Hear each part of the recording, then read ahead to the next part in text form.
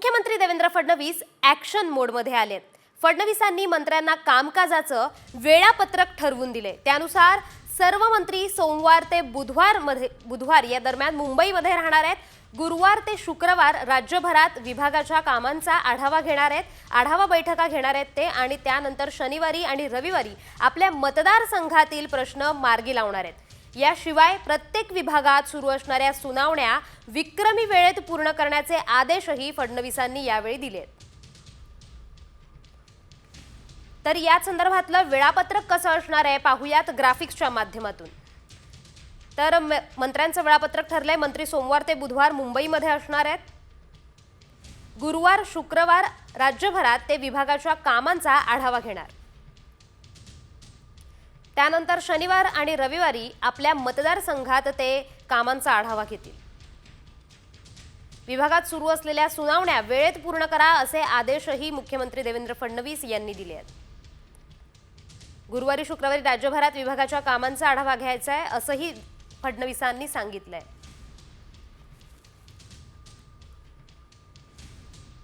अन्न आणि नागरी पुरवठा मंत्री धनंजय मुंडे यांच्या मदतीसाठी भगवानगड धावून आले। भगवानगडाचे महंत नामदेव शास्त्री यांनी एक पत्रकार परिषद घेत धनंजय मुंडेंच्या पाठीशी भक्कम पुढे उभे आहोत असा संदेश दिलाय। आजपर्यंत भगवानगडाचा राजकीय कारणासाठी वापर करू न देणाऱ्या नामदेव शास्त्री यांनी धनंजय मुंडे यांना पाठिंबा दिल्यामुळे त्याचे अनेक अर्थ काढले जात आहेत।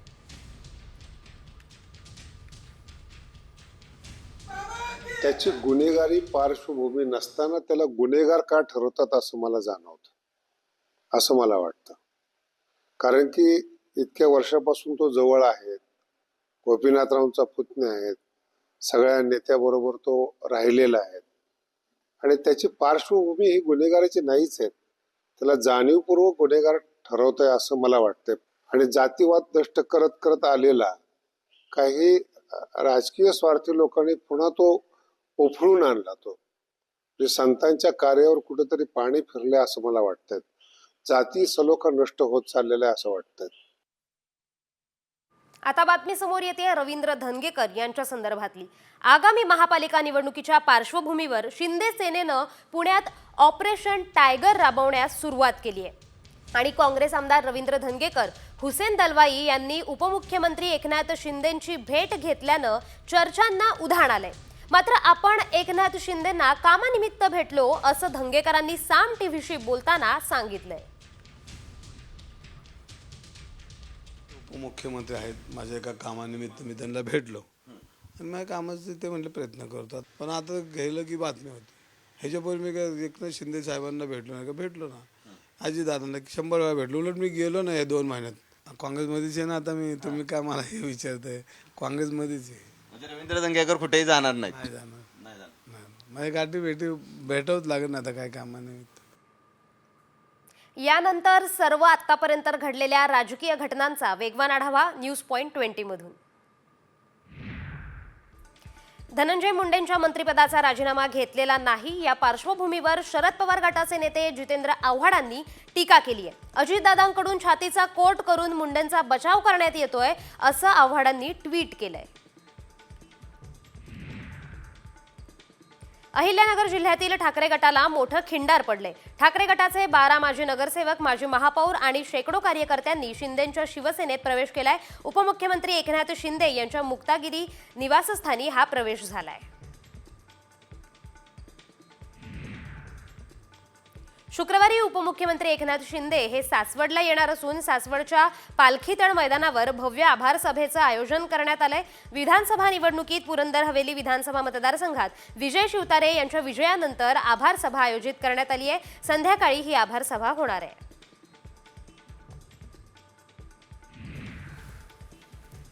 पुणे आणि पिंपरी चिंचवड शहरातील वाहतूक कोंडी सोडवण्यासाठी उपाययोजना करा। स्थानिक लोकप्रतिनिधी, विविध सामाजिक संस्था, नागरिकांना विश्वासात घेत सर्व संबंधित यंत्रणांनी समन्वयाने काम करावं असे निर्देश उपमुख्यमंत्री तथा जिल्ह्याचे पालकमंत्री अजित पवार यांनी दिले आहेत।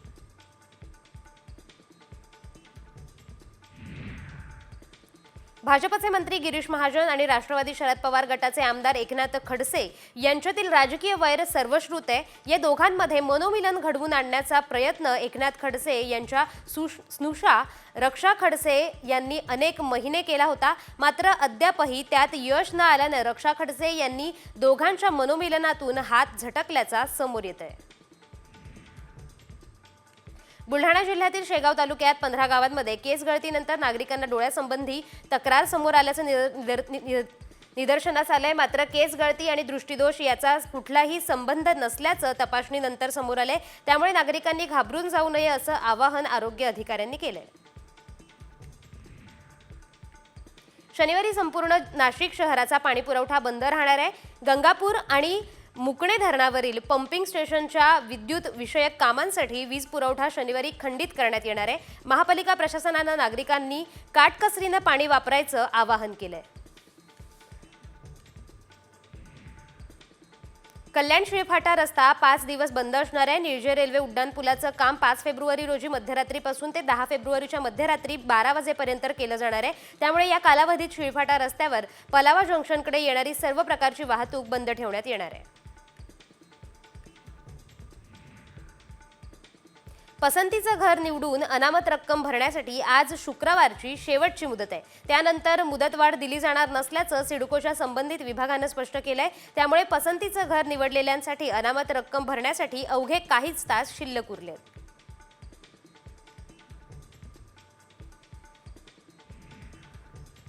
केंद्र सरकारने AI संदर्भात आनंदाची बातमी दिली आहे. आपणही आपले AI मॉडेल विकसित करणार असल्याची घोषणा करण्यात आली आहे. त्यामुळे माहिती तंत्रज्ञान मंत्री अश्विनी वैष्णव यांनी ही माहिती दिली असून येत्या 10 महिन्यात हे मॉडेल सुरू होईल असा विश्वासही त्यांनी व्यक्त केला आहे. मुंबईतील जे रुग्णालयात पुढील महिन्यापासून रोबोटिक शस्त्रक्रिया सुरू करण्याची तयारी पूर्ण झाली आहे. ही यंत्रणा चालवण्यासाठी 3 डॉक्टर आणि एका नर्सच्या पथकानं नुकतंच दिल्लीत प्रशिक्षण घेतलंय. ही शस्त्रक्रिया सुरू झाल्यामुळे गरीब रुग्णांना याचा फायदा होणार आहे. आपत्ती निवारण योजनांवर सरकारचा बराचसा निधी खर्च होतो. त्यामुळे भविष्यात आर्थिक संकट निर्माण होऊ शकतं. त्यामुळे IIT मुंबई या संस्थेतील संशोधकांनी मागील 24 वर्षांमधील नैसर्गिक आपत्तीचा अभ्यास करून भविष्यात येणाऱ्या आर्थिक संकटांचा सामना करण्यासाठी उपाययोजना सुचवल्या आहेत. मुलुंडमधील मिठागराची 58 एकर जागा धारावी पुनर्विकास प्रकल्पासाठी देण्यात आली असून आता येथील आणखी 56 एकर जागा धारावी पुनर्विकासासाठी दिली जाणार आहे. त्यामुळे मुलुंडमधील एकूण 114 एकर जागा अपात्र धारावीकरांच्या पुनर्वसनासाठी वापरण्यात येणार आहे. नागपूर जिल्हा विकासासाठी 1612 कोटी निधीची आवश्यकता आहे. याबाबतच्या मागणीचा आराखडा नियोजन विभागाला सादर झाला असून 1 फेब्रुवारी रोजी होणाऱ्या DPDC बैठकीत आराखडा मंजुरीसाठी सादर करण्यात येईल. मात्र शासनाकडून 509 कोटींची मर्यादा असल्याने हा प्रस्ताव मंजूर होतो का हे पाहणं महत्त्वाचं ठरणार आहे.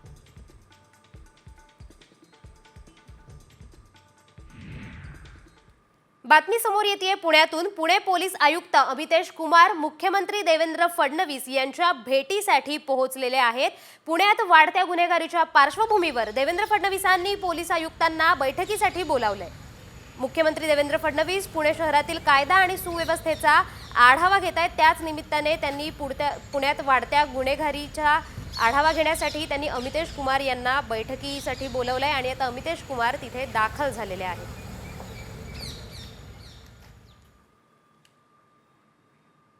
उर्वरित बातम्यांचा वेगवान आढावा टॉप 50 मधून. विश्व मराठी संमेलनानिमित्त पुण्यात शोभायात्रा काढण्यात आली. बालगंधर्व रंगमंदिरापासून फर्ग्युसन महाविद्यालयापर्यंत पारंपरिक वाद्य वाजवत शोभायात्रेला सुरुवात झाली. मराठी भाषेला अभिजात दर्जा मिळाल्यानंतर पहिलं विश्व मराठी संमेलन पार पडतंय.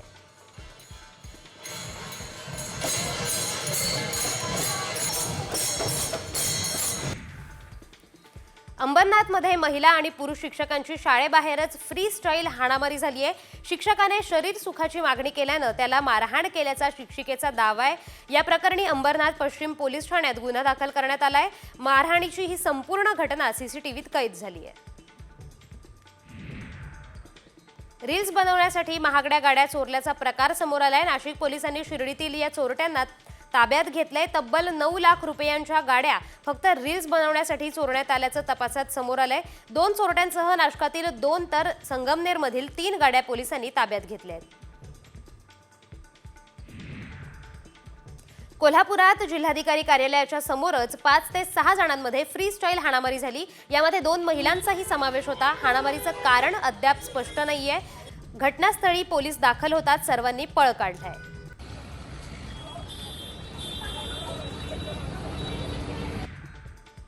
नवी मुंबईत वाशीच्या विघ्नहर्त्याचं आगमन सोहळा मोठ्या उत्साहात पार पडला. बेंजो आणि ढोल ताशांच्या गजरात लाडक्या बाप्पाची भव्य मिरवणूक काढण्यात आली. यावेळी बाप्पाच्या दर्शनासाठी गणेश भक्तांची मोठी गर्दी पाहायला मिळाली.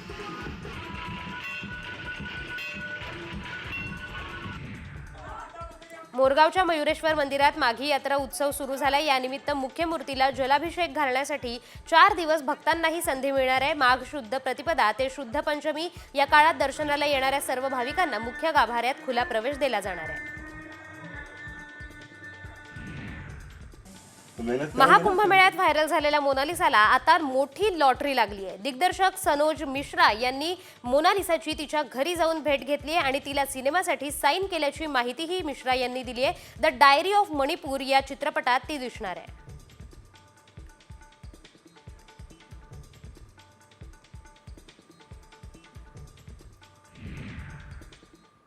पृथ्वीवर प्रलय येण्याची भीती आहे.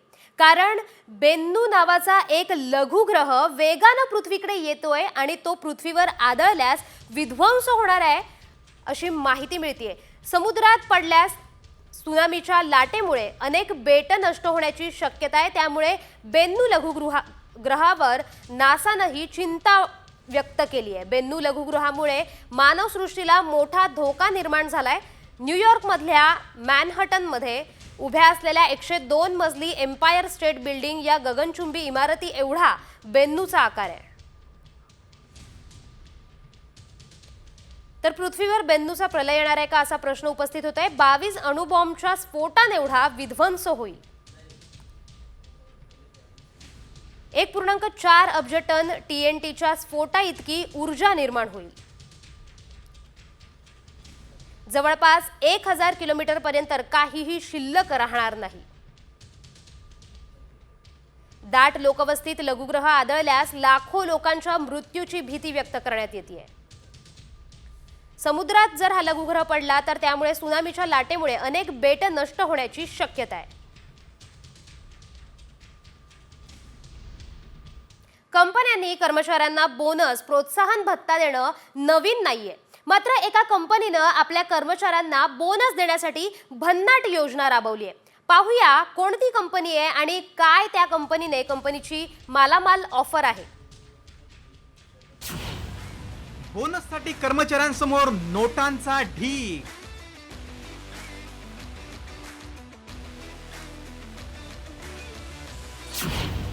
पंधरा मिनिटात जितके पैसे मोजाल तेवढा बोनस.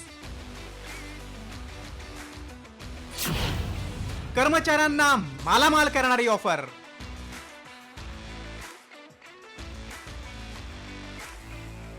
जगभरातील कंपन्या कर्मचाऱ्यांना वेगवेगळे आकर्षक पॅकेज, बोनस अशा ऑफर देत असतात. अनेक कंपन्यांनी कर्मचाऱ्यांना बोनसमध्ये घर, कार, हिरे आणि रोख रक्कम दिल्याच्या बातम्या आतापर्यंत पाहिल्या असतील. गुजरातमधील हिरे व्यापारी सौजी ढोलकिया यांनी दिवाळीचा बोनस म्हणून चक्क 600 कर्मचाऱ्यांना कार भेट दिली होती. तसंच काही वर्षांपूर्वी त्यांनी 1200हून अधिक कर्मचाऱ्यांना फ्लॅट बोनस म्हणून गिफ्ट केले होते. आता अशाच एका कंपनीच्या अनोख्या बोनसची जगभर चर्चा होते. या कंपनीनं टेबलावर नोटांचा ढीग ठेवला आणि तुम्ही जितके पैसे मोजाल तितके पैसे तुमचे आणि तोच तुमचा बोनस असं जाहीर केलं. मग काय, कर्मचाऱ्यांची पाची बोटं तुपात. अगदी अनेक कर्मचाऱ्यांच्या हातून पैसे ओसंडून वाहत होते.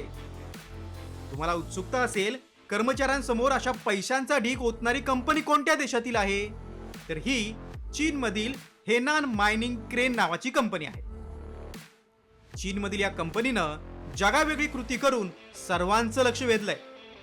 तुम्ही 15 मिनिटात जेवढे पैसे मोजाल तेवढी रक्कम कर्मचाऱ्यांना बोनस म्हणून मिळेल अशी ऑफर कर्मचाऱ्यांना दिली. कंपनीने एका भल्या मोठ्या टेबलावर $11 मिलियन म्हणजे 70 कोटी रुपयांचा नोटांचा ढीग ओतला.